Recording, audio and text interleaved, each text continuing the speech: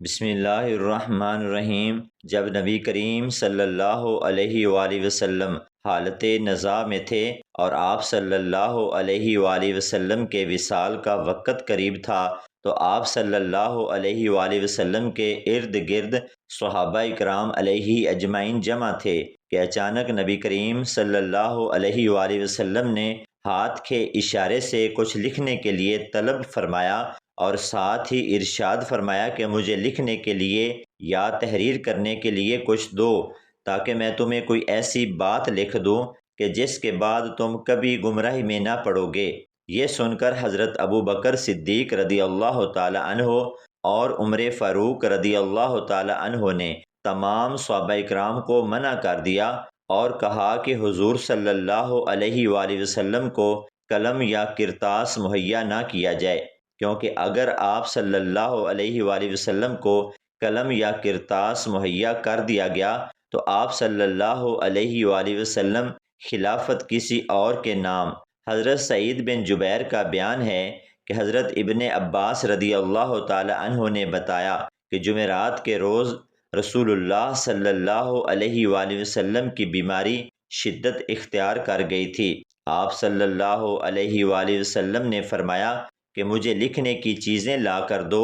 تاکہ میں تمہیں ایسی تحریر لکھ دوں کہ میرے بعد کبھی گمراہ نہ ہو سکو۔ کچھ لوگ جھگڑنے لگے، حالانکہ نبی کی بارگاہ میں جھگڑنا مناسب نہ تھا۔ بعض حضرات کہنے لگے کہ شاید آپ بیماری کے باعث ایسا فرما رہے ہیں، پس انہوں نے دوبارہ جا کر دریافت کیا تو فرمایا اس بات کو جانے دو، جس حالت میں ہوں وہ اس سے بہتر ہے جس کی جانب تم بلا رہے ہو۔ اور آپ نے انہیں 3 باتوں کی وصیت فرمائی۔ نمبر 1، مشرکین کو جزیرہ عرب سے نکال دینا۔ نمبر 2، سفیروں کے ساتھ اسی طرح حسن سلوک کرنا جیسے میں کرتا تھا۔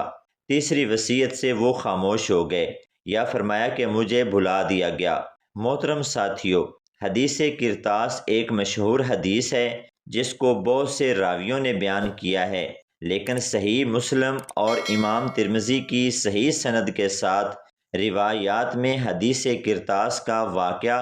اس طرح سے ملتا ہے کہ نبی کریم صلی اللہ علیہ وآلہ وسلم نے اپنے وصال سے پہلے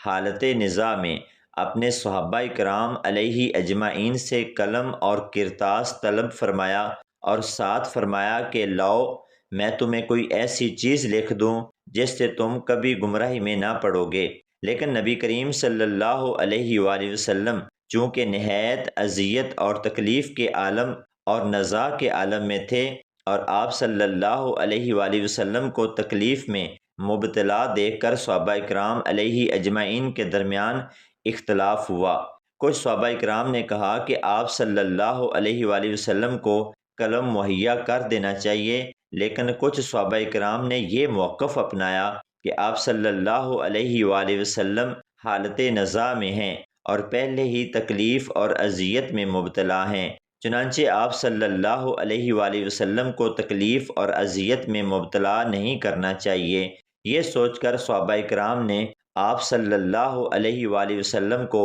کرتاس مہیا نہ کیا۔ حدیث کرتاس کو بنیاد بنا کر بعض فرقے حضرت ابو بکر صدیق اور عمر فاروق علیہ اجمعین کی شخصیات کو داغدار کرنے کی کوشش کرتے ہیں کہ ان دونوں اصحاب نے آپ صلی اللہ علیہ وآلہ وسلم کو قلم اس لیے مہیا نہیں ہونے دیا کہ کہیں آپ صلی اللہ علیہ وآلہ وسلم خلافت حضرت علی کرم اللہ وجہ الکریم کے نام منسوب نہ فرما دیں، جبکہ امام طبری اور امام زہری اور ابن خلدون کی تواریخ کا اس بات پر اجماع ہے کہ نبی صلی اللہ علیہ وآلہ وسلم کا اس وقت قلم طلب فرمانا خلافت کے نامزدگی کے حوالے سے نہ تھا، کیونکہ نبی کریم صلی اللہ علیہ وآلہ وسلم اس دن کے بعد 5 سے 6 دن تک حیات رہے اور آپ صلی اللہ علیہ وآلہ وسلم نے اگر اپنے خلیفہ کا نام نامزد فرمانا ہوتا تو آپ ان 5 سے 6 دنوں میں بھی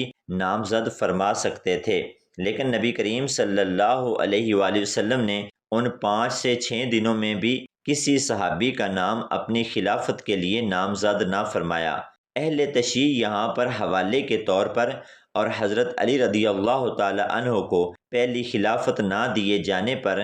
یہ روایات پیش کرتے ہیں کہ نبی کریم صلی اللہ علیہ وآلہ وسلم نے مدینہ کی جانب بھی ہجرت کرتے وقت اپنے بستر پر حضرت علی رضی اللہ تعالی عنہ کو لٹایا، جس سے ثابت ہوتا ہے کہ پہلی خلافت حضرت علی رضی اللہ تعالی عنہ کو ملنی چاہیے تھی، جبکہ دوسرے فرقے اور خاص طور پر اہل سنت و جماعت یہ بیان کرتے ہیں کہ نبی صلی اللہ علیہ وآلہ وسلم نے حضرت ابو بکر صدیق رضی اللہ تعالی عنہ کو اپنے مصلی امامت پر کھڑے ہو کر جماعت کروانے کا حکم دیا، اس لیے خلافت کے حقدار حضرت ابو بکر صدیق تھے۔ چنانچہ دونوں فرقے اپنے اپنے طور پر ان روایات سے نتیجہ برآمد کرتے ہوئے معلوم ہوتے ہیں، لیکن ہم ان دونوں صحابہ کرام یعنی حضرت ابو بکر صدیق اور حضرت علی رضی اللہ تعالی عنہ کی شخصیات کو اور ان کے کردار کو دیکھیں اور ان دونوں کے آپسی تعلقات کو دیکھیں تو ہمیں کہیں بھی کوئی بھی ذرہ برابر بھی رنجش یا آپس میں دشمنی یا عداوت والی بات یا بغض نظر نہیں آتا۔ حضرت علی رضی اللہ تعالی عنہ ہمیشہ حضرت ابو بکر صدیق رضی اللہ تعالی عنہ کا احترام کیا کرتے تھے اور خلافت میں ان کو مشورے دیا کرتے تھے، بلکہ ایک جنگ کے موقع پر جب حضرت ابو بکر صدیق خود جنگ لڑنے کے لیے تشریف لے جانے لگے تو حضرت علی رضی اللہ تعالی عنہ نے انہیں روکا اور فرمایا کہ اگر آپ کو کچھ ہوا تو امت مسلمہ کا کیا ہوگا؟ اور صحیح مسلم کی روایات میں بھی ہے کہ حضرت علی رضی اللہ تعالی عنہ نے حضرت ابو بکر صدیق رضی اللہ تعالی عنہ کو اپنے گھر بلا کر ان کی بیعت کی تھی، اور مسجد میں بھی نماز کے بعد حضرت ابو بکر کی بیعت کا اعلان کیا تھا، جبکہ حضرت علی رضی اللہ تعالی عنہ نے بھی حضرت ابو بکر صدیق کی وفات کے بعد ان کی بیوہ اہلیہ سے نکاح کیا اور ان کے حقیقی بیٹے محمد بن ابی بکر کو اپنے زیر سایہ تربیت دی اور ان کی پرورش کی۔ چنانچہ حدیث کرتاس کو بنیاد بنا کر ان صحابہ کرام علیہ اجمعین کی شخصیات کے بارے میں شکوک و شبہات ڈال کر امت مسلمہ کو گمراہ کیا جاتا ہے۔ اللہ تعالیٰ سے دعا ہے کہ اللہ تعالیٰ ہمیں ایسے لوگوں کے شر سے محفوظ رکھے اور اہل بیت اور صحابہ کرام کی پکی سچی محبت عطا فرمائے اور حضور صلی اللہ علیہ وآلہ وسلم کے اسوہ حسنہ پر عمل کرنے کی توفیق عطا فرمائے۔ آمین ثم آمین۔